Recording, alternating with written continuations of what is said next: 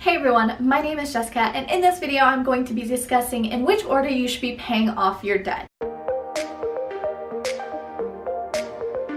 So if you are like me and you have several different types of debt, then you're probably going to want to prioritize which ones to pay off first, because there's definitely a strategy when it comes to paying off debt. And I've read several articles on paying off debt, several different books, and this is the best strategy that I've come up with for myself so that I don't spend a ton of money on interest or on wasted things. And when you're doing this, there's one thing to keep in mind is that there's so many different cases. There are so many different factors when it comes to money. There's the type of loan, there's the interest rate, there's the amount. There's so many different factors in it that it really comes to you and deciding what's best for you. But I have created this strategy because, at least for me, it's an easy way for me to decide what debt to pay off first, and hopefully it will do the same for you. First of all, if you haven't figured out how much debt you have right now, what their interest rates are, I want you to go and look at my last video. I will put a link to it below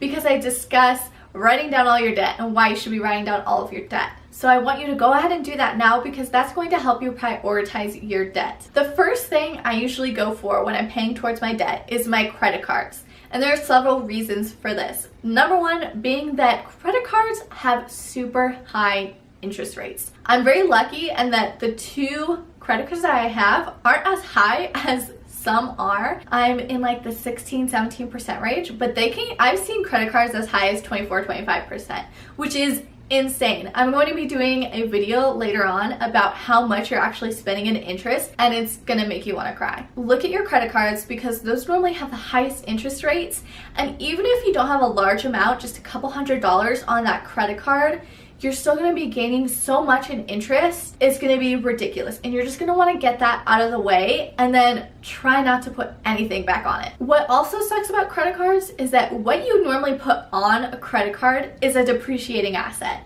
So what I mean by a depreciating asset is that you bought something and it's never going to get you that money back. All it's going to do is lose value. If we're talking credit cards, some things I can think of is furniture, food, electronics, all of those little late night Amazon runs that I know you guys do because I do it too. Those things are gonna add up, and you're gonna be paying so much extra on interest on those stupid little things that it's just not worth it. You're gonna be wanting to put as much of your extra income towards that as possible. The next one is another type of debt that I personally have never had to deal with, luckily, but it is a fairly common thing, and that's personal loans. What I mean by those is if you went to like a lending tree or something like that. And this is all just stuff that I've heard of. Like I said, I've never personally had a personal loan, but I know that they can also have very high interest rates.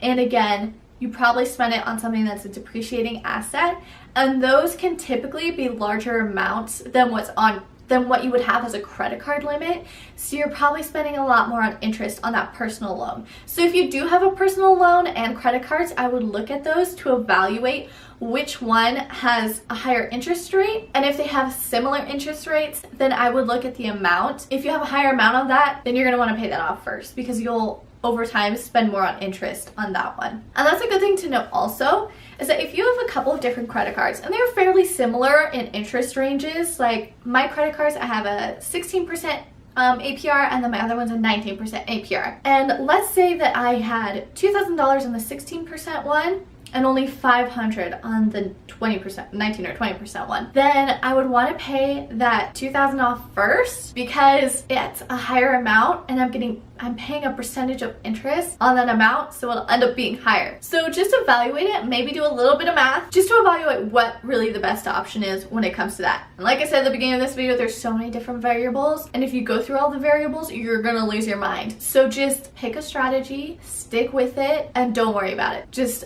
focus on paying off that debt. The next thing is a car loan. So like I talked about earlier, a car is a depreciating asset.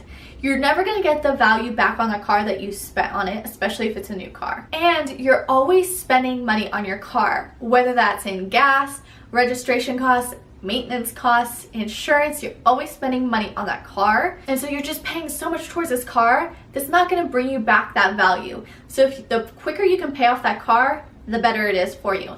And if you're like me and you're underwater on your car, which means that I owe let's just say 9,000. I'm a little bit under, but I owe 9,000 on my car, but my car is only worth like 6,000-7,000. So if I went and totaled my car because I don't have gap insurance, I would still owe that $2,000 because I'm not getting that money back on my insurance. I would owe $2,000 and then I would still have to buy a new car on top of that because I'd have to get to work, right? So it's just a way that you're gonna lose out on more money. And then what sucks even more is that I'm not exactly sure how they do it because I haven't done it before, but I'm pretty sure they would just take that money that you owe and they would tack it on to that new car loan that you have, and then you're paying interest on interest, and that is going to be a big money waster. So the next one on your list should be your car loan if you have one. Now the next two I want to talk about are kind of a debate. So for me, the only other debt that I have left is my student loan debt. I don't have a mortgage right now. I don't own a home. But if you do own a home, you might want to consider paying more towards your house than you would towards your student loans. You might want to pay that off first. There's a couple different factors in that. What sucks about a house loan is that it's normally a 30-year loan. Your student loans are typically only a 10-year loan. So if you put all of your extra towards your house, your mortgage, but you knew that you wouldn't pay it off within the 10 years that your student loans would take, then I say just pay off your student loans because it's not really going to help you in the end. A house loan is a super long loan, and there's lots of different factors in a house loan as well that I personally haven't had to deal with, so I can't give you the best option for that. So I would say just decide that for yourself. But for me, my next option would be paying off my student loans because it's the last debt that I have. Now the only reason let's say I had a mortgage, the only reason I would want to pay my mortgage beforehand is because a house has lots of extra costs, right? Lots of maintenance costs, taxes, all of that good stuff on it. It's a long loan time. It's a long time to be getting extra interest on it, and there's no guarantee that you're going to be able to sell that house for more than you paid for it. And what sucks about the houses is that the value of your home depends on the housing market, and the housing market goes up and down like crazy, and you could easily become underwater on your home. So that's the only reason why I would consider paying off your house before paying off your student loans.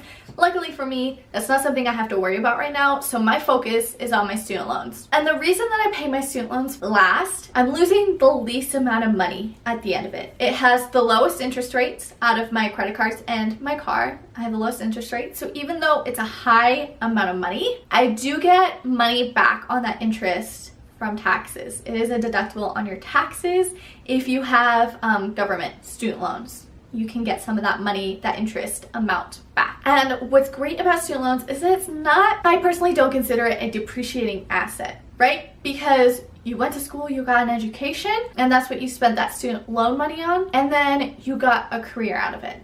So, and that career is helping fund you in the end. So I kind of feel like it helps you generate income.